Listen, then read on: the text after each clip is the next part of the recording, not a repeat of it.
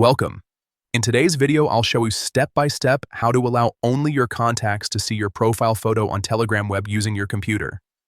This quick update makes it easier than ever to control who can view your personal photo. So let's get started. First, open your preferred browser and head over to Telegram web. If you're not already signed in, just enter your phone number and verify your account. Once your chats appear, look toward the upper left corner of your screen. You'll see 3 horizontal lines. Click on those lines to open the main menu. From the menu that appears, scroll down and select Settings. This is where you can adjust everything related to your Telegram account, from notifications to appearance and privacy options. Next, choose Privacy and Security. This section holds all the controls that determine who can contact you, see your online status, and of course, who can view your profile picture. Now find the option labeled Who Can See My Profile Photo and click on it. Telegram will show you a few visibility choices.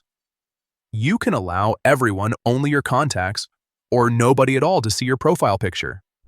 To make sure only your Telegram contacts can view your profile photo, select the option that says My Contacts.